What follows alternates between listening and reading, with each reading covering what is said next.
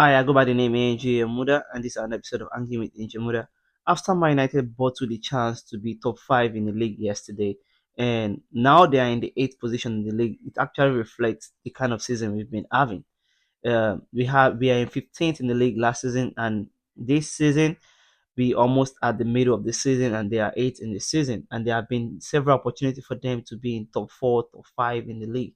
Actually, the difference between number one position and eight is 10 points. So there have been enough chances for them to like at least be in top five, and every opportunity they have, they've bottled it. Which bring me to the Manchester United as a whole, and the position that we have now is bad.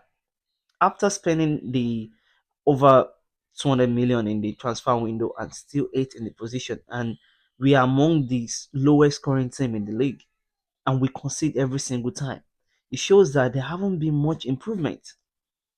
There, at times, we have two steps forward and we go back again, three steps. That's the thing. We have a game where we haven't lost in like 5 games, and we've had like 3 wins on the row or 4 wins on the row, you want to say. But at the same time, what comes after that is the inconsistency in Manchester United.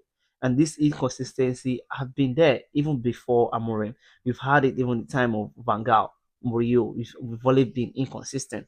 But this time is just poor because now the manager, you can give him the slack. The first season he doesn't have his own player. Now he has most of his own player, and the difference is that during the matches that he won at first, the one he has like consistent winning for 3 times on the row, he tweaked his formation a little bit.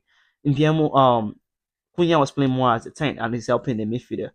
Now it's more back to the 4-2-3, 4-4-2-3 or 2-1 that he's playing, which is really bad.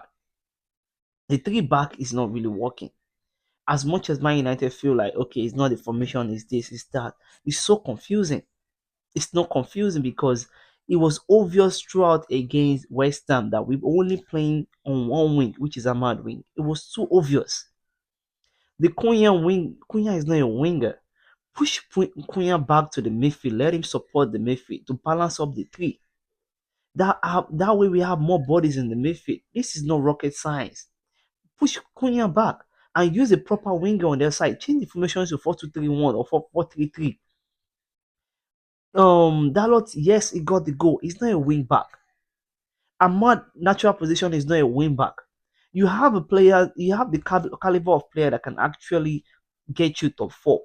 But what you're doing with the formation, the setup of your team is crazy. And I know a lot of my Manchester United fans will be like, every time we're losing or every time we are in a bad spell, we all go back to the formation. The formation, yes, because as much as you want to talk about every other thing going on in Manchester United, we have to realize that the footballing aspect of it, we need to improve in the footballing aspect of it, despite what's going on in the background. The footballing aspect for you, you have to improve. The way where you can improve is that you use each player in their natural position. Make it simple. Make it simple. Use Mpiemo as a winger. He's a winger in Brentford for crying out loud. Is a proper winger, is a proper seven. Using him in seven or use him as a striker. That's it. Don't use him as a 10. He's not a 10. He's not a creator. He had 3 good games on the row back to back when he was scoring. Now he's back to default. He's not a 10. Zexi can play as a 9 now that we don't have Shesko. Okay, it's still understandable. But Konya too, use him as a 10. Don't use him as the double 10 thing when he has to drip wide every time. Yo, use him as a proper 10. Or start Bruno as a 10. Use Bruno as a 10. And probably use Kobe with Casemiro or something. But you need to tweak something. You need to tweak something because it's bad.